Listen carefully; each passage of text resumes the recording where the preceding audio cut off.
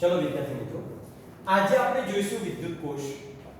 વિદ્યુત કોષના અહીંયા બે પ્રકાર પડે છે. એક સૂકો કોષ અને બીજો છે વિદ્યુત રાસાયણિક કોષ.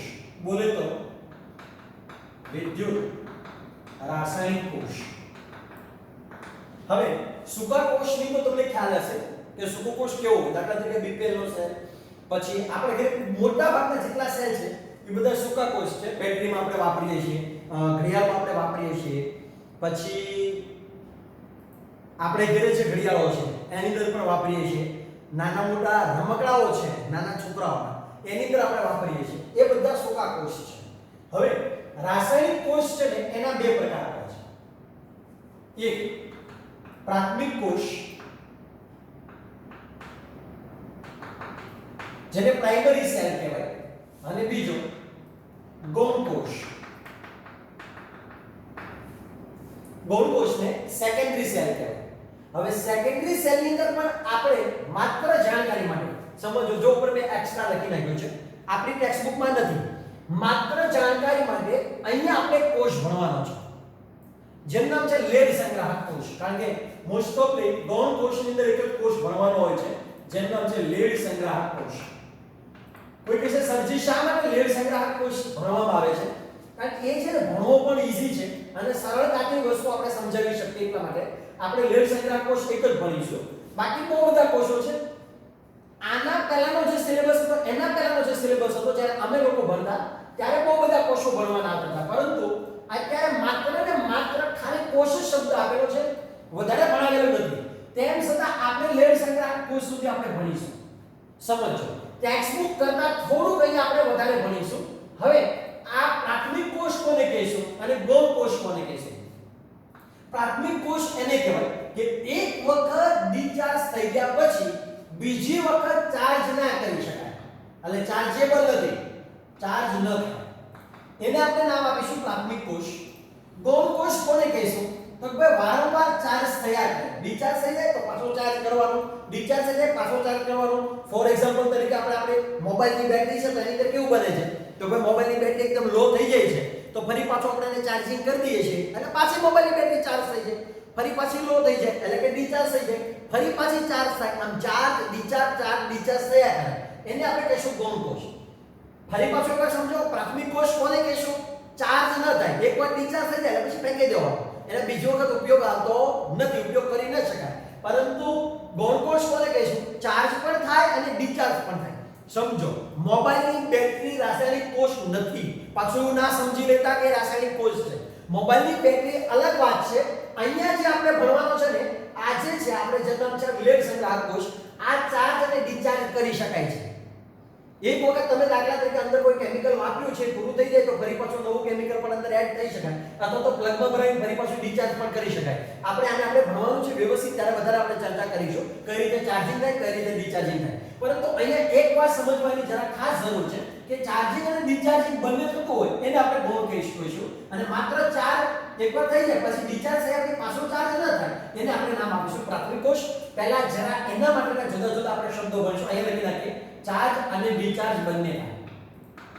આમાં ખાલી શું થાય? ખાલી ડિસ્ચાર્જ થાય પણ પછી એનું ફરી પાછું ચાર્જિંગ થાય નહીં. તો સમજો, બે કોષ છે, સૂકો કોષ જેની અંદર અવરોધો વધારે હોય છે, જેને આપણે સાદી બેટરી બધું ભણીએ છીએ, એ વાત અલગ છે. સૂકો કોષ છે, બીજું નામ છે રાસાયણિક કોષ.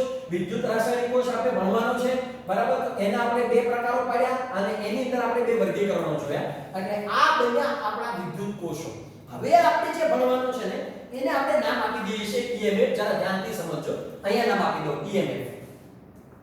કે EMF કોને કહીશું? EMF એટલે શું?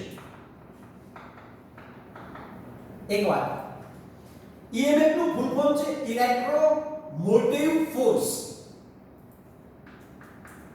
ઇલેક્ટ્રોમોટિવ ફોર્સ ગુજરાતીમાં એને કહેવાય વિદ્યુત ચાલક બળ.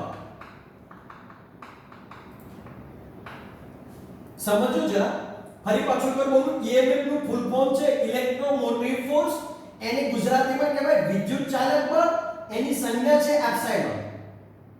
હવે એપ્સાઇલોન અલગ વાત છે, જરાક સમજવું. એ બળ એટલે ન્યૂટન નથી, પરંતુ ઘટના એવી બની કે વર્ષો પહેલા જ્યારે વૈજ્ઞાનિકોએ EMF ની જ્યારે શોધ થઈ ત્યારે એને બધું જ આપણે કહેવા જઈએ તો બધા વિદ્યુત પરિપથોની બધેનો ખ્યાલ નહોતો, એટલે એને જે બળ લાગતું તો એને બળ લાગ્યું, એટલે એને નામ આપી દીધું EMF. ખરેખર EMF કોઈ ફોર્સ નથી, એ ઊર્જા છે, ઊર્જા.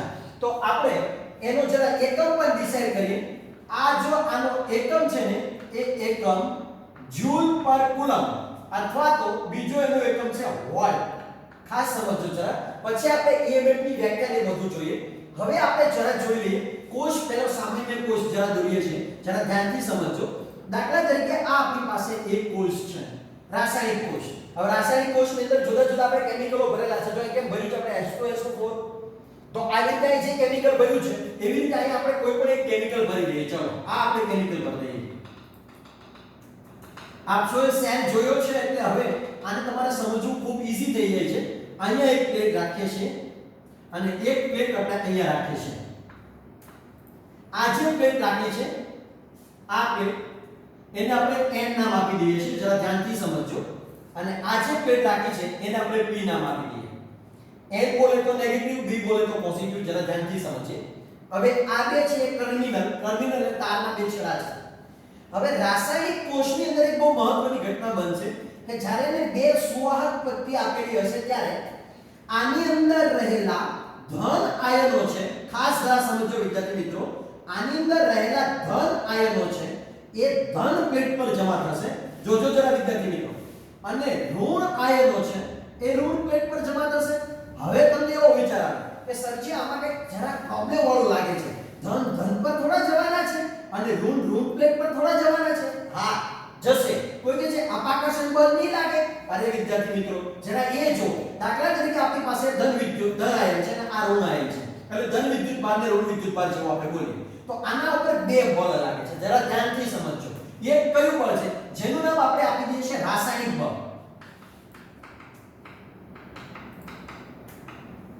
સમજો છે રાસાયણિક બળ શું કરે છે તો કે ભાઈ ધન પ્લેટ પર ધનને બેસાડે છે અને ઋણ પ્લેટ પર ઋણને બેસાડે છે.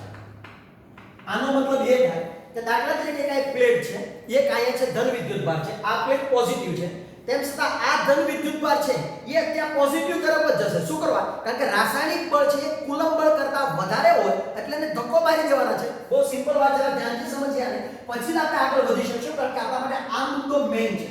જરા જોઈએ શું બને છે ફરી પાછું. દાખલા તરીકે ધન વિદ્યુત ભાર છે અને આ દાખલા તરીકે ઋણ વિદ્યુત ભાર છે.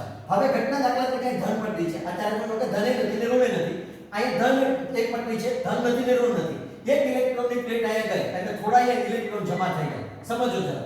એવી રીતે થોડા અહીંયા ધન વિદ્યુત ભાર જમા થઈ ગયા. હવે આપણે લઈએ છીએ ધન વિદ્યુત ભાર, બીજો લઈએ ઋણ વિદ્યુત ભાર. શું થશે ખબર? રાસાયણિક બળ વડે આ ઋણ વિદ્યુત ભારને ઋણ વિદ્યુત ભાર તરફ બળ લગાડશે અને ધન વિદ્યુત ભારને ધન પ્લેટ તરફ બળ લગાડશે. મતલબ કે આ જે વિદ્યુત ક્ષેત્ર જે બન્યું છે એની અંદર ઇલેક્ટ્રોનને વિદ્યુત ક્ષેત્રની દિશામાં બળ લગાડશે. કારણ કે આ પટ્ટી પ્લસ થઈ ગઈ, આ પટ્ટી દાખલા તરીકે પ્લસ થઈ ગઈ, દાખલા તરીકે હોય કે તો આ ધન વિદ્યુત ભારી છે અને આ પટ્ટી દાખલા તરીકે ઋણ વિદ્યુત ભારી છે. તો અંદર તરફ વિદ્યુત ક્ષેત્ર કેવું છે? ધનથી ઋણ તરફ, એટલે આપણે એને નામ આપી દઈએ વિદ્યુત ક્ષેત્ર E. તો તમે જરાક સમજો ઘટના શું બની તો કે ભાઈ ધન વિદ્યુત ભારને અંદર તરફ મતલબ કે ધન તરફ બળ લગાડશે અને ઋણ વિદ્યુત ભારને ઋણ તરફ બળ લગાડશે.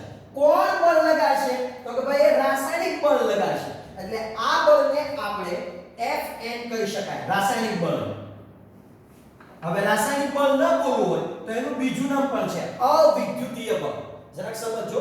સપોઝ કે તમને રાસાયણિક બળ યાદ ન રહે તો તમારે નામ લખવું પડે અવિદ્યુતીય બળ. એટલે લખી નાખો રાસાયણિક બળ અથવા તો બીજું નામ છે અવિદ્યુતીય બળ. તો રાસાયણિક બળ ફરી પાછું કઈ દિશામાં લાગે છે તો ભાઈ ધન વિદ્યુત ભાર ને વિદ્યુત ક્ષેત્રની વિરુદ્ધ દિશામાં અને ઋણ વિદ્યુત ભારને વિદ્યુત ક્ષેત્રની દિશામાં બળ લગાડે છે. હવે જ્યારે કુલમ બળ કેવું હોય યાદ કરો તો વિદ્યાર્થી મિત્રો આપણે પહેલા ચેપ્ટરની અંદર આપણે ભણ્યા હતા, જરા યાદ હશે. બે વિદ્યુત ભારો વચ્ચે લાગતું જે બળ છે એને આપણે બીજું નામ આપ્યું કુલમ બળ. હવે કુલમ બળ કેવું છે જરા સમજો તો કુલમ બળનો નિયમ શું છે જેને આપણે વિદ્યુત બળ પણ કહેવાય, જેની સંજ્ઞા છે Fe. આને આપણે સંજ્ઞા નામ આપી છે Fn. જરા ધ્યાનથી જરાક સમજો. તો આની અંદર ઘટના શું બનશે? તો કે ધન વિદ્યુત ભારને કુલંબ બળ ઋણ તરફ બળ લગાડશે. એટલે ધન વિદ્યુત ભારને આ પટ્ટી તરફ બળ લાગશે અને આ ઋણ વિદ્યુત ભારને આ પટ્ટી તરફ બળ લાગશે. પરંતુ જરા યાદ રાખો, જો આ એ પણ લખી નાખે કે ધન પ્લેટ તરફ ઋણ આવશે અને ઋણ પ્લેટ તરફ ધન બળ લગાડશે. સમજો, ધન વિદ્યુત ભારને બળ લગાડશે એટલે આ વિદ્યુત ભારને આ તરફ બળ લગાડશે અને આ વિદ્યુત ભારને આ તરફ બળ લગાડશે. કારણ કે કુલંબ બળની અંદર નિયમ છે, યાદ હશે કે સજાતીય વચ્ચે શું થાય? અપાકર્ષણ. અને વિજાતીય વચ્ચે શું થાય? આકર્ષણ. હવે તમે જરા ધ્યાનથી સમજો કે અહીંયા કઈ ઘટના બને છે કે જ્યાં સુધી વિદ્યુત બળનું મૂલ્ય એ રાસાયણિક બળ કરતા ઓછું હોય ત્યાં સુધી ધન વિદ્યુત ભારો અહીંયા આવ્યા કરશે અને ઋણ વિદ્યુત ભારો આ પ્લેટ પર આવ્યા કરશે. એટલે કે ધન વિદ્યુત ભારો પી પ્લેટ પર આવશે અને ઋણ વિદ્યુત ભારો કઈ પ્લેટ પર આવશે વિદ્યાર્થી મિત્રો? એન પ્લેટ પર.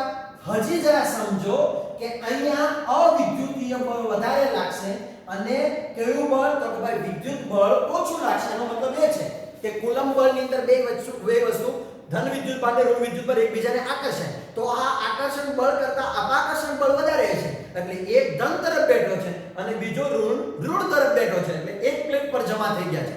ક્યાં સુધી જમા થશે? મતલબ કે આના ઉપર ધન વિદ્યુત ભારો જમા થશે અને આના ઉપર ઋણ વિદ્યુત ભારો જમા થશે. વિદ્યાર્થી મિત્રો, ક્યાં સુધી જમા થશે? જ્યાં સુધી બંને બળ એક સમાન ન થાય ત્યાં સુધી. જો Fn Fe થાય ત્યારબાદ કોઈ રાસાયણિક પ્રક્રિયા થતી નથી. બહુ સરસ વાત છે.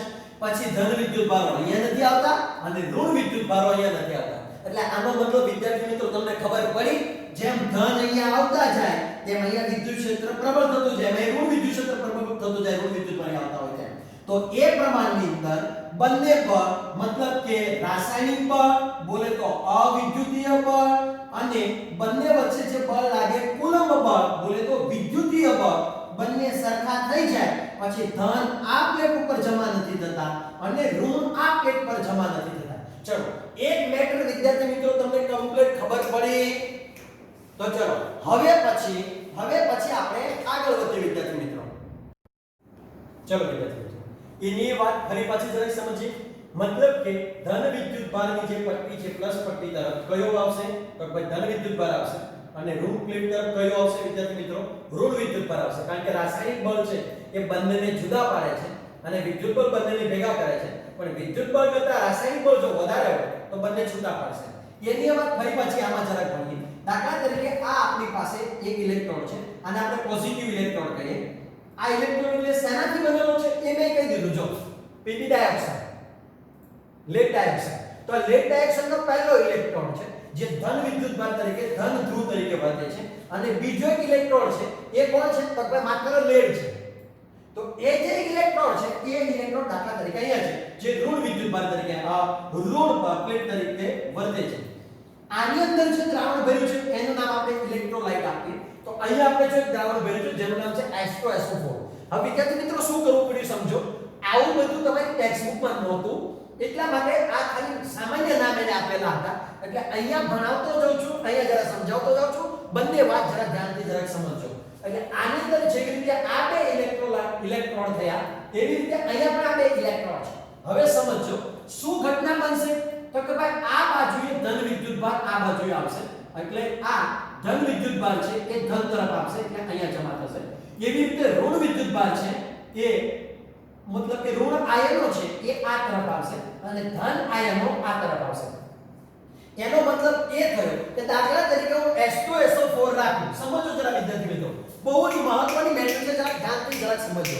દાખલા તરીકે હું H2SO4 રાખું તો H2 છે એ ધન છે અને SO4 છે ને એ માઈનસ છે. ઓલરેડી તમે કેમિસ્ટ્રીની અંદર શીખી ગયા છો એટલે આને આપણે વધારે ડીપમાં જતા નથી. તો શું થશે? તો ભાઈ હાઇડ્રોજન છે એ આના ઉપર જમા થશે. મતલબ કે અહીંયા હાઇડ્રોજન જમા થશે. H બોલે તો હાઇડ્રોજન એ ક્યાં જમા થશે વિદ્યાર્થી મિત્રો? બોલો તો જરા અહીંયા. તો H2 હાઇડ્રોજન આ બાજુ આવશે અને SO4 જે છે એ આ બાજુ આવશે. શું કરવા કારણ કે ઋણ પ્લેટ પર ઋણ જમા થશે અને ધન પર ધન જમા થશે. શા માટે? કારણ કે રાસાયણિક બળે શું કર્યું છે, અંદર જે અવિદ્યુતીય બળ લાગ્યું છે, રાસાયણિક બળ લાગ્યું છે, એને ઋણને ઋણ તરફ ધક્કો માર્યો છે અને ધનને ધન તરફ ધક્કો માર્યો છે. એટલે એક બાજુ ધન અને બીજી બાજુ કોણ જમા થશે વિદ્યાર્થી મિત્રો? ઋણ. તો અહીંયા પણ શું થશે? ધન વિદ્યુત ભાર ધન પર જમા થશે અને ઋણ વિદ્યુત ભાર ઋણ તરફ જમા થશે. ત્યાં જરાક જો આપણે અલગ વાત કરી છે, જરાક સમજાવેલું છે કે આની અંદર હાઇડ્રોજન મિક્સ થશે એટલે PbO2 H2 એટલે અહીંયા કોણ જમા થશે વિદ્યાર્થી મિત્રો? હાઇડ્રોજન. અને આના ઉપર શું જમા થશે? તો Pb SO4. સમજો અહીંયા કોણ જમા થશે? તો કે SO4 અહીંયા આવશે એટલે ઋણ અહીંયા આવશે અને ધન અહીંયા આવશે. એવી રીતે ધન અહીંયા આવશે અને ઋણ અહીંયા આવશે. હવે સમજો અહીંયા ધન વિદ્યુતભાર જમા થાય તો વિદ્યુત ક્ષેત્ર કઈ રીતે બને? તો ભાઈ ધન થી ઋણ તરફ. અચ્છા, થેન્ક યુ વેરી મચ. ચલો આ બાજુ એવી રીતે અહીંયા આપણે વિદ્યુત ક્ષેત્ર નામ લખી નાખીએ E વેક્ટર. એવી રીતે અહીંયા પણ વિદ્યુત ક્ષેત્ર કઈ તરફ બને? ધન થી ઋણ તરફ. એટલે અહીંયા આપણે નામ લખી નાખીએ વિદ્યુત ક્ષેત્ર E વેક્ટર. જરા ધ્યાનથી જરા વિદ્યાર્થી મિત્રો સમજો. આ ધન વિદ્યુત ભાર બનશે એટલે આનું વિદ્યુત સ્થિતિમાન કેવું મળશે વિદ્યાર્થી મિત્રો? Plus V. આ ઋણ વિદ્યુત ભારિત બનશે એટલે આનું વિદ્યુત સ્થિતિમાન કેવું મળશે વિદ્યાર્થી મિત્રો? બોલો જરા. અહીંયા લખી નાખો પ્લસ V અને અહીં સાઈડ ઉપર લખી નાખો માઈનસ V. હવે આપણે શું જોઈએ છે? વિદ્યુત સ્થિતિમાનનો તફાવત. જરાક સમજો વિદ્યાર્થી મિત્રો. આપણે શું જોઈએ છે? વિદ્યુત સ્થિતિમાનનો તફાવત. તો જરાક લખી નાખીએ વિદ્યુત સ્થિતિમાનનો તફાવત. ઉભા વિદ્યુત સ્થિતિમાનના તફાવતને આપણે નામ આપી દઈએ છીએ V. અહીંયા વિદ્યુત સ્થિતિમાન છે એટલે આપણે નામ આપી દઈએ plus V. Yes, very good. Minus અહીંયા વિદ્યુત સ્થિતિમાન છે એટલે નામ આપણે આપી દઈએ માઈનસ V.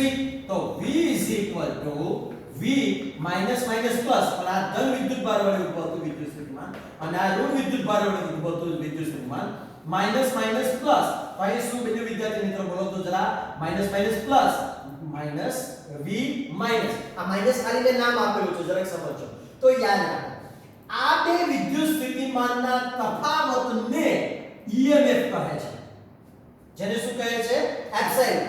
ચલો બીજી રીતે આપણે ભણવા જઈએ તો જરા ખાસ સમજો. દાખલા તરીકે હું એવું નક્કી કરું કે અહીંયા બે અવરોધ જોડી દીધો છે. દાખલા તરીકે મેં આવી રીતે અહીંયા અવરોધ જોડી દઉં છું. હવે તમને ખબર, જ્યાં સુધી તમે અવરોધ ના જોડો ત્યારે એને કહેવાય ઓપન સર્કિટ. ઓપન સર્કિટ એટલે વચ્ચે અવરોધ નથી જોડેલો. यदि આમ પણ રાખો ને તો પણ ઓપન સર્કિટ જ બનશે. यदि જો તમે વચ્ચે અવરોધ જોડશો તો જ પ્રવાહ વહેવાનું ચાલુ થશે. સમજો જરા. કારણ કે અવરોધ જોડો તો જ વિદ્યુત સ્થિતિમાન પેદા થાય અને यदि વિદ્યુત સ્થિતિમાનનો તફાવત પેદા થાય તો જ પ્રવાહનું નિર્માણ થાય. ઓહમ લો બધાને ખબર હશે. V IR. શું કહેતા હતા? તો ભાઈ વિદ્યુત સ્થિતિમાન વિદ્યુત પ્રવાહ એ વિદ્યુત સ્થિતિમાનના તફાવતના સમપ્રમાણમાં હોય. यदि વિદ્યુત સ્થિતિમાન પેદા ન થાય તો પ્રવાહ પેદા ન થાય. એટલા માટે અવરોધ જોડવો ફરજિયાત છે. હવે જરાક સમજો. અવરોધ જોડવો કેવો છે અહીંયા? ફરજિયાત. यदि અવરોધ જોડશો તો જ આવી રીતે પ્રવાહ વહેવાનું ચાલુ થઈ જશે. એટલે આ ધન વિદ્યુત ભારો ફરતા ફરતા અહીંયા પાછા આવશે, અંદરથી ફરી પાછા ફરતા ફરતા આ તરફ આવશે. એટલે ફરી પાછા આવી રીતે રોટેશન કરશે. એટલે એકવાર અહીંથી આ બાજુ ગતિ કરતા હશે. અચ્છા, જેવી રીતે આમાં થયું છે એવી રીતે આપણે આમાં પણ જરા કરી દઈએ. દાખલા તરીકે આગળ એક તાર જોડી દઉં છું અને અહીંયા હું જોડી દઉં છું અવરોધ.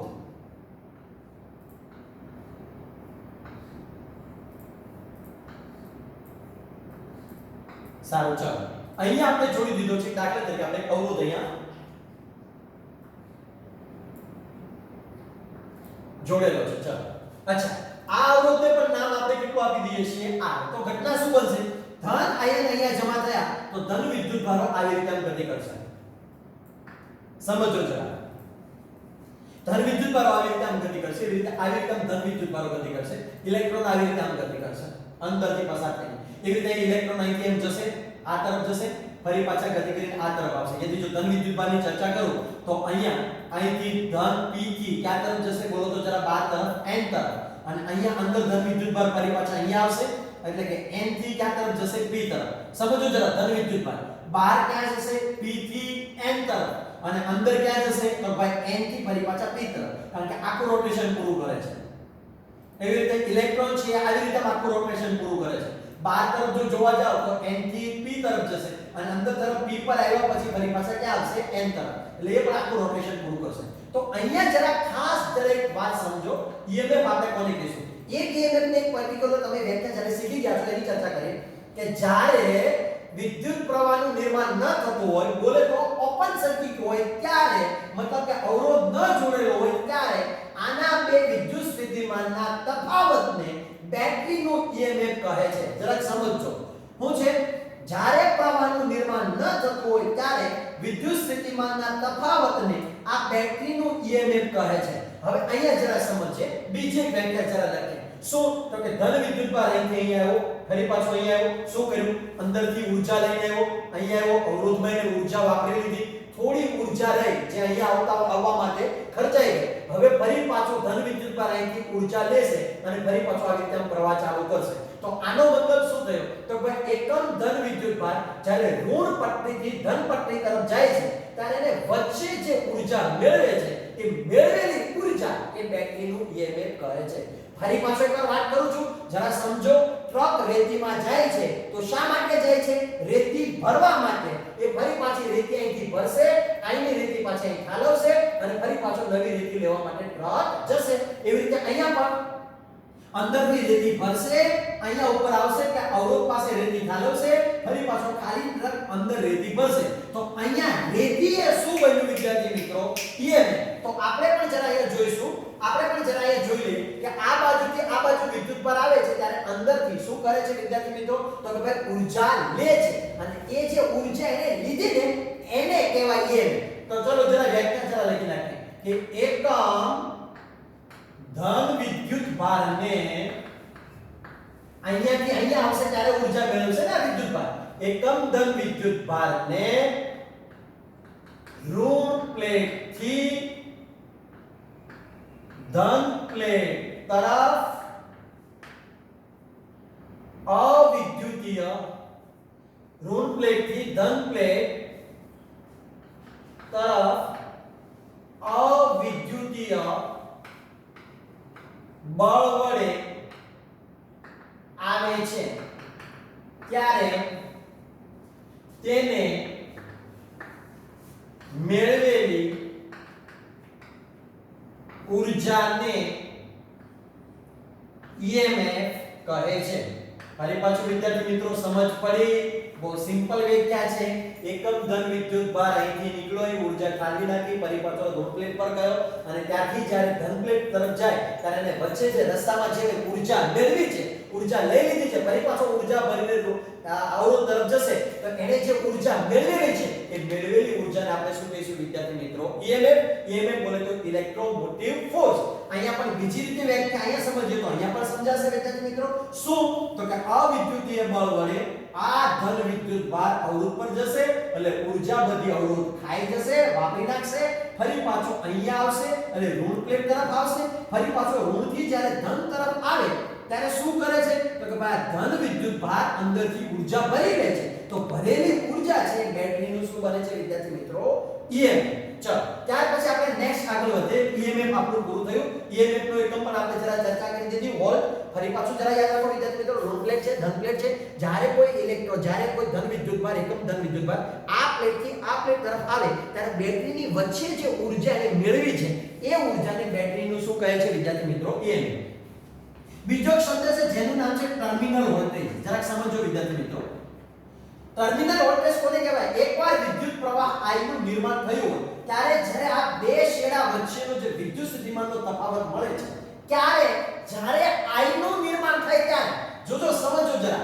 જ્યારે વિદ્યુત પ્રવાહ આવી રીતે વહેતો હોય ત્યારે અવરોધ જોડશો એટલે આ બંધ સર્કિટ બની, બંધ ગાળો બન્યો અને એની અંદર વિદ્યુત પ્રવાહનું નિર્માણ થયું ત્યારે જ્યારે આ બે છેડા વચ્ચે જે વિદ્યુત પ્રવાહ વહે છે जिसको बोलते हैं टर्मिनल वोल्टेज. तो जरा टर्मिनल वोल्टेज ની જરા ચર્ચા આપણે કરી લઈએ એટલે તમને જરા સમજ પડી જશે. તો ટર્મિનલ વોલ્ટેજ ને આપણે શું કહીશું વિદ્યાર્થી મિત્રો? V. હવે ટર્મિનલ વોલ્ટેજ કોને કહેવાય ખબર પડી ગઈ ને? જ્યારે વિદ્યુત પ્રવાહ વહેતો હોય, મતલબ કે નિર્માણ થયેલું હોય ત્યારે આ બે ઇલેક્ટ્રોડના બે છેડા વચ્ચેના વિદ્યુત સ્થિતિમાનના તફાવતને ટર્મિનલ વોલ્ટેજ કહે છે. હવે ટર્મિનલ વોલ્ટેજનું સૂત્ર જોતું હોય તો શું લખીશું? તો ઉભા અહીંયા અંદર જે ઊર્જા છે આપણે શું નામ આપ્યું છે? એપ્સિલોન. અચ્છા, આ બે છેડા વચ્ચેનો જે વિદ્યુત સ્થિતિમાનનો તફાવત છે જેને આપણે શું નામ આપીએ? Terminal voltage V. ખાસ વિદ્યાર્થી મિત્રો જરા સમજો. ત્યાર પછી આપણે આગળ વધીએ. અહીં કેમ પ્રવાહ જાય છે, બરાબર? ફરી પાછો અહીં કેમ પ્રવાહ આમાં પણ વહેતો જશે ને પ્રવાહ, કારણ કે ધન આયનો આ બાજુ હશે, ઋણ આયનો આ બાજુ હશે એટલે પ્રવાહનું અંદર પણ નિર્માણ થયું. ત્યારે બેટરીની અંદર થોડોક અવરોધ હશે. વિદ્યાર્થી મિત્રો જરાક સમજજો, કારણ કે શું થશે, ધન આયનો આઈટમ સીધા ચાલતા ચાલતા નહીં આવે. ધન આયનો મતલબ કે હાઇડ્રોજન આઈટમ સીધો કૂદીને નહીં આવી જાય, એ તો અથડાતો આવશે. બધા આયનો સાથે બીજા આયનો સાથે અથડાતો પહોંચશે. મતલબ કે બેટરી ખુદની પાસે અવરોધ હશે. તો આ જે બેટરીનો જે અવરોધ છે એને આપણે નામ આપીશું આંતરિક અવરોધ, જેની સંજ્ઞા છે R. તો શું છે, તો ભાઈ અંદર રહેલી ઊર્જા એપ્સિલોન, બે છેડા વચ્ચેનો વિદ્યુત સ્થિતિમાનનો તફાવત, જેને કહીશું આપણે ટર્મિનલ વોલ્ટેજ. ઉપરાંત જ્યારે ઊર્જા મેળવેલી છે ત્યારે અહીંયા આંતરિક અવરોધ સાથે પણ થોડી ઊર્જા ખર્ચાય છે, તો જેને આપણે નામ આપી દઈએ પ્લસ IR. એ ખબર છે ને, V IR. પણ યાદ રાખો વિદ્યાર્થી મિત્રો, અહીંયા કોણ છે, આંતરિક અવરોધ છે, અંદર તરફ, એટલે શું લખી નાખીએ IR. તો આપણે ટર્મિનલ વોલ્ટેજનું સૂત્ર જોતો હોય તો V એપ્સિલોન માઈનસ IR. જરા ધ્યાનથી સમજો વિદ્યાર્થી મિત્રો, જ્યારે ડિસ્ચાર્જિંગ થતું હોય, મતલબ કે અંદરથી ઊર્જા વપરાતી હોય, ત્યારે આ સૂત્ર આવશે. આ સૂત્ર માત્ર ડિસ્ચાર્જિંગ માટે છે, ડિસ્ચાર્જિંગ એટલે કે ચાર્જિંગ ઓછું થતું હોય ત્યારે આવશે. અને જ્યારે ચાર્જિંગ થતું હોય, ચાર્જ થતું હોય, ત્યારે જરા યાદ રાખો કયું સૂત્ર આવશે, V એપ્સિલોન માઈનસ IR. આ ક્યારે સૂત્ર આવશે, માઈનસ ની જગ્યાએ કયું સૂત્ર આવશે વિદ્યાર્થી મિત્રો, પ્લસ. ક્યારે આવશે, આ ચાર્જ થતું હોય ત્યારે. હવે ચાર્જ કરવું હોય તો શું કરવું પડે વિદ્યાર્થી મિત્રો, એની પર જરા આપણે ચર્ચા કરી દઈએ. તો અહીંયા બેટરીનો ધન છેડો જોડવાનો, અહીં ડિસ્ચાર્જિંગ જે થાય છે ને ત્યાં બેટરીનો ધન છેડો જોડવાનો. મતલબ કે આવો આપણી પાસે કોષ છે, અહીંયા ધન પોઈન્ટ જોડવાનો પ્લગનો, અને અહીંયા પ્લગનો કેવો પોઈન્ટ જોડવાનો, ઋણ. ધન સાથે ધન જોડવાનો અને ઋણ સાથે ઋણ જોડવાનો, એટલે ફરી પાછો વિદ્યુત પ્રવાહ અંદર વહેશે, ઊંધો વહેશે વિદ્યુત પ્રવાહ. તો એ સમયે જે પ્રક્રિયા બની એને શું કહીશું આપણે, ચાર્જિંગ પ્રક્રિયા. તો ચાર્જિંગ પ્રક્રિયા જરા ધ્યાનથી સમજીએ અને ડિસ્ચાર્જિંગ પ્રક્રિયા પણ જરાક સમજીએ. અંદર ઊર્જા વપરાતી હોય અને ડિસ્ચાર્જિંગ કહેવાય. ફરી પાછા પોઈન્ટ જોડી દો અને અંદર ફરી પાછી ઊર્જા અંદર આવે છે, એને શું કહીશું વિદ્યાર્થી મિત્રો, ચાર્જિંગ પ્રક્રિયા. તો જો વિદ્યાર્થી મિત્રો, ડિસ્ચાર્જિંગ થાય ત્યારે તો ખબર પડી કે અંદર ઊર્જા અંદરથી બહાર નીકળે છે. હવે ચાર્જિંગ પ્રક્રિયા હોય ત્યારે કઈ ઘટના બનશે, તો દાખલા તરીકે ચાલો અહીંયા તમે એક ઝીરો આપ્યો છે, અહીંયા પ્લસ આપ્યો છે, અહીંયા માઈનસ આપ્યો છે. આ આપણી પાસે ઇલેક્ટ્રોન છે, આ આપણી પાસે બીજો એક ઇલેક્ટ્રોન છે. સમજો જરા વિદ્યાર્થી મિત્રો, તો આની અંદર ઘટના એ બનશે કે અહીંયા પ્લસ ને પ્લસ છેડો આપવાનો, ઋણ ને ઋણ છેડો આપવાનો, એટલે ફરી પાછું અંદર જે કેમિકલ હતું, દાખલા તરીકે કયું હતું, રસાયણ કયું હતું, ઇલેક્ટ્રોલાઇટ દ્રાવણ કયું હતું, H2SO4, એ દાખલા તરીકે ઉડી ગયું હતું, એટલે કે વપરાઈ ગયું હતું, એટલે પાણીમાં રૂપાંતર થઈ ગયું હતું. તો ફરી પાછું જો તમે એ ચાર્જિંગ કરશો તો ફરી પાછું વિદ્યાર્થી મિત્રો શું થઈ જશે, ફરી પાછું H2SO4 ની અંદર રૂપાંતર થઈ જશે. બહુ સિમ્પલ વાત છે, પરંતુ અહીંયા આપણે ડિસ્ચાર્જિંગ ભણવાનું છે, એટલે આપણે અહીંયા દોરી નાખીએ છીએ અવરોધ. હવે જો જ્યારે સંપૂર્ણપણે ચાર્જ થયેલું હોય ત્યારે સમજો જરા, લેડ સંગ્રાહક કોષના બે છેડા વચ્ચેનો ટર્મિનલ વોલ્ટેજ જે છે એ કેટલો બનશે વિદ્યાર્થી મિત્રો, બોલો તો જરા, 2.1. એટલે એનું EMF પણ કેટલું મળશે વિદ્યાર્થી મિત્રો, 2.1. અને એ સમયે આ જે દ્રાવણ છે એની વિશિષ્ટ ઘનતા કેટલી છે, 1.285.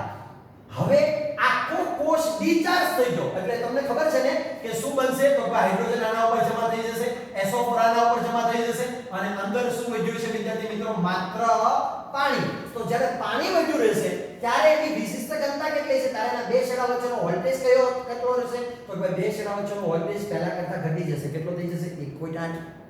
અને એની વિશિષ્ટ ઘનતા કેટલી છે, 1.15. જો આની જો પહેલા વિશિષ્ટ ઘનતા વધારે હતી, આમ જ્યારે ચાર્જ સંપૂર્ણપણે ચાર્જ થયેલો હોય ત્યારે એનું વોલ્ટેજ મતલબ કે એનું EMF અને વિશિષ્ટ ઘનતા વધારે હોય, જ્યારે ડિસ્ચાર્જ થઈ જાય ત્યારે એનો વોલ્ટેજ અને વિશિષ્ટ ઘનતામાં શું થાય વિદ્યાર્થી મિત્રો, ઘટાડો. તો ઉભા આપણે એની અંદર જો આપણે જોવું હોય કે દાખલા તરીકે આની અંદર કેટલો પ્રવાહ વહે છે, ત્યારે ડિસ્ચાર્જિંગ પ્રક્રિયાની અંદર ડિસ્ચાર્જિંગ પ્રક્રિયામાં અવરોધમાંથી વહેતો પ્રવાહ, બોલો આપણી પાસે સૂત્ર શું છે, V એપ્સિલોન એટલે અંદરની ઊર્જા, IR, R એટલે અંદરનો અવરોધ. તો ઉપર વિદ્યાર્થી મિત્રો, જ્યાં V ઓહ્મનો નિયમ શું છે, V આ બારના બે ટર્મિનલનો વોલ્ટેજ છે, અહીંયા અવરોધ આવી ગયો, એટલે આ વોલ્ટેજ આના બે છેડા વચ્ચેનો વોલ્ટેજ સરખો જ હોય, આ વોલ્ટેજ હોય એટલો જ આના બે છેડા વચ્ચેનો વોલ્ટેજ હોય એટલો જ આના બે છેડા વચ્ચેનો વોલ્ટેજ હોય. તો V શું લખી શકાય, IR. કઈ શું લખી નાખો વિદ્યાર્થી મિત્રો, IR એપ્સિલોન માઈનસ IR. ઉભા રહો, I વાળા એક બાજુ કર દો, એટલે આ બાજુ આવશે, એટલે કેટલા થઈ જશે, એપ્સિલોન તો શું થઈ જશે વિદ્યાર્થી મિત્રો બોલો જરા i ને કોમન કાઢ નાખો r એપ્સિલોન તો i એપ્સિલોન upon r ખાસ વિદ્યાર્થી મિત્રો ભૂલતા નહીં હવે જો તમારે એવું વિચારવું હોય કે આપણે મહત્તમ પ્રવાહ વહેણાવો છે ખાસ સમજો ડિસ્ચાર્જિંગ સમયે વહેતો પ્રવાહનું સૂત્ર છે હવે જો તમને એવું થાય કે તમારે મહત્તમ પ્રવાહ વહેણાવો છે તો આંતરિક અવરોધ તો તમે બદલી શકો નહીં તો તમારે કયો બદલવો પડે તો ભાઈ આ અવરોધ બદલવો પડે એટલે આ અવરોધ તમારે કેટલો રાખવો પડે વિદ્યાર્થી મિત્રો શૂન્ય અવરોધ તો રખાય નહીં તો પ્રવાહનું નિર્માણ ન થાય એટલે લગભગ અથવા તો ટેન્ડ્સ ટુ 0 ની આસપાસ રાખવો પડે એટલે આ અવરોધ ખૂબ ઓછો કરી દો તો અંદરથી વહેતો પ્રવાહ કેવો થઈ જાય વિદ્યાર્થી મિત્રો વધી જાય કારણ કે એકબીજા કેવા પ્રમાણમાં છે વ્યસ્ત પ્રમાણમાં ઉભા હવે તમને એવો વિચાર આવે કે આ તો બરાબર છે જ્યારે ડિસ્ચાર્જિંગ પ્રવાહ મળી ગયો છે તમને અહીંયા જે મળ્યો એ ડિસ્ચાર્જિંગ સમયે આ વાહકતાની અંદર વહેતો પ્રવાહ મળ્યો છે હવે તમને ચાર્જિંગ સમયે પ્રવાહ કે તો યાદ રાખજો આ ટેક્સ્ટ બુકમાં છે પરંતુ આ નથી તો ચલો હું લખીશું ચાર્જિંગ પ્રક્રિયામાં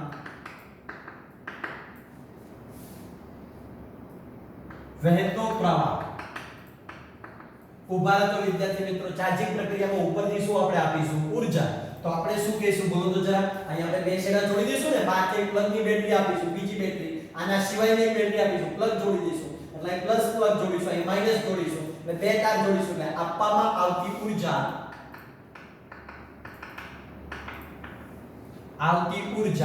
ઇઝ ઇક્વલ ટુ શું છે તો કે અંદર સંગ્રહ થતી ઊર્જા મતલબ કે EMF સ્વરૂપે સંગ્રહ થતી ઊર્જા બોલે તો આપણે શું બોલીશું ચાર્જિંગ ઊર્જા પ્લસ બીજું શામાં વપરાય તો પહેલા આંતરિક અવરોધ ઉપરથી ઊર્જા આપશો તો બે જગ્યાએ વપરાશે એક અવરોધ સાથે બી વપરાશે અને અંદર તારનો અવરોધ હશે ને એ અવરોધ અંદરનો આંતરિક અવરોધ અને ઉપરાંત ચાર્જિંગ થાય તમે ઊર્જા આપો છો તો ત્રણ ઘટના બને છે હું આંતરિક અવરોધની અંદર ઊર્જા વપરાય છે થોડું ચાર્જિંગ થાય છે અને ઉપરાંત આ તારની અંદરથી પ્રવાહ આવે છે અને તારનો અવરોધ પણ આવશે એટલે ચાર્જિંગ ઊર્જા પ્લસ આંતરિક અવરોધ પણ કોનો બેટરીનો આંતરિક અવરોધ માં વપરાતી ઊર્જા અથવા તો ખર્ચાતી ઊર્જા પ્લસ બાહ્ય અવરોધમાં બાહ્ય અવરોધ એટલે તારનો અવરોધ લાગશે બાહ્ય અવરોધમાં ખર્ચાતી ઊર્જા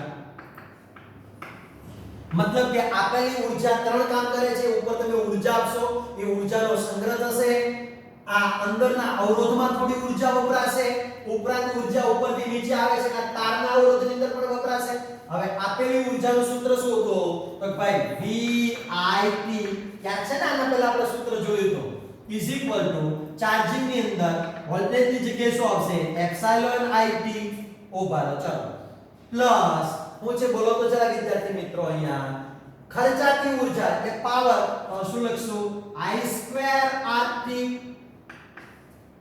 આંતરિક અવરોધમાં શું લખીશું R પ્લસ બાહ્ય અવરોધની અંદર I2 કેપિટલ RT કારણ કે R એટલે બાહ્ય અવરોધ આ જે તારના અવરોધ આપણે નામ આપીશું R બરાબર અને અંદરના અવરોધને આપણે નામ આપીશું સ્મોલ r ઓવર શું કેન્સલ થશે જો તો બધામાં VIT માં છે તો અહીં શું લખીશું V એપ્સિલોન પ્લસ એક i રહી ગયો ને તો IR અહીંયા પણ સ્ક્વેર છે એટલે એક i રહી જશે તો I કેપિટલ R બાકી p તો બધામાં કોમન નીકળે VIT કેન્સલ થઈ જશે તો શું લખીશું V એપ્સિલોન એપ્સિલોન આપણે આ બાજુ લઈ ગયા છે i ને કોમન કાઢીએ I R પ્લસ R આપણે તો શું જોઈએ છીએ પ્રવાહ તો I V epsilon R plus R તો તમને વિદ્યાર્થી મિત્રો એ ખબર પડી કે આને આપણે શું કહીશું બોલો તો જરા ચાર્જિંગ પ્રવાહ આને આપણે શું કહીશું ડિસ્ચાર્જિંગ પ્રવાહ કોને આપણે EMF કહેવાય ખબર પડી ગઈ જ્યારે બેટરીની અંદરથી ઊર્જા ધન વિદ્યુતભાર લઈને નીકળે છે જે ઊર્જા લીધી એને આપણે શું કહીશું EMF એનો એકમ ખબર પડી ગઈ બીજી એક વ્યાખ્યા પણ અહીંયા ટેક્સ્ટ બુક પ્રમાણે પણ આપણે બનાવેલી છે ટર્મિનલ વોલ્ટેજ કોને કહેવાય ચાર્જિંગ પ્રક્રિયા અને ડિસ્ચાર્જિંગ પ્રક્રિયા કેવી હોય એ પણ સમજાઈ ગયું આ પણ સમજાઈ ગયું અને બીજી એક્સ્ટ્રા વાત જરા ધ્યાનથી સમજજો વિદ્યાર્થી મિત્રો આ ગુજરાત બોર્ડમાં નથી આમ જ ભણાવેલું છે જરા યાદ રાખજો સૂત્ર તો બેયનું સરખું છે, ખાલી તફાવત એટલો છે V - R આવશે, કારણ કે ઉપરથી તમે વિદ્યુત સ્થિતિમાન આપશો ને એટલા માટે. ઉભા રહો. બીજો એક પોઈન્ટ છે जिसका नाम दिया है इलेक्ट्रोप्लेटिंग. अरे याद આવ્યું યાર, યાદ આવ્યું. આ તો આપણે જ્યારે 9મું 10મું ભણતા હતા ને ત્યારે આવું આવતું હતું. શું હતું? દાખલા તરીકે જો તમે રાસાયણિક કોષ રાખશો અને અહીંયા તમે બલ્બ રાખશો તો બલ્બ સળગશે, અને અંદર પ્રક્રિયા થશે, ધન વિદ્યુતભાર આ બાજુ આવશે, ઋણ વિદ્યુતભાર આ બાજુ આવશે. પરંતુ જો તમે અહીંયા એક બેટરી જોડી દેશો તો ઘટના શું બનશે? તો ભાઈ ધન વિદ્યુતભાર અહીંયા આવશે, ઋણ વિદ્યુતભાર આ બાજુ જશે, એટલે અંદર AgNO3 એટલે કે શું કહેવાય? સિલ્વર નાઇટ્રેટ નું વિભાજન થશે અને આ સમજી ઉપર શું જમા થઈ જશે? સિલ્વર. તો અને નાઇટ્રેટ આની સાથે જોડાઈ જશે, એટલે આ સમજી ઉપર શું જમા થશે? સિલ્વર. તો સમજી કેની બની જશે વિદ્યાર્થી મિત્રો? બોલો તો જરા. સિલ્વરની. હેલો, તો શું થયું? આને શું કહીશું આપણે? ઇલેક્ટ્રોપ્લેટિંગ. તો વિદ્યુત રસાયણ વડે અથવા તો ઇલેક્ટ્રોલાઇટ દ્રાવણ વડે ઇલેક્ટ્રોપ્લેટિંગ પણ કરી શકાય, બેટરી પણ બનાવી શકાય. બેટરીની પણ આપણે ચર્ચા કરી, ધન વિદ્યુતભાર કઈ બાજુ જાય, ઋણ વિદ્યુતભાર કઈ બાજુ જાય. આ એક્સ્ટ્રા માહિતી હતી. આટલું ગુજરાત બોર્ડનું છે, જરા યાદ રાખજો. આ વ્યાખ્યા પણ જાતે બનાવેલી છે, એટલે આ પણ જરા યાદ રાખજો. પરંતુ આટલું ગુજરાત બોર્ડનું છે, જરા સમજવું ખાસ જરૂરી છે. પૂછાઈ જાય તો તમને આવડતું હોવું જોઈએ. તો આપણે ત્રણ વસ્તુ ભણ્યા. તો કે ભાઈ બળ કોને કહીશું? મતલબ કે અવિદ્યુતીય બળ, પછી વિદ્યુત ચાલક બળ, પછી ટર્મિનલ વોલ્ટેજ, ચાર્જ ડિસ્ચાર્જિંગ પ્રક્રિયા સમયે પ્રવાહ, ચાર્જિંગ સમયે પ્રવાહ, રાસાયણિક પ્રક્રિયા કઈ રીતે થાય છે તે, અને electroplating. Thank you very much વિદ્યાર્થી મિત્રો.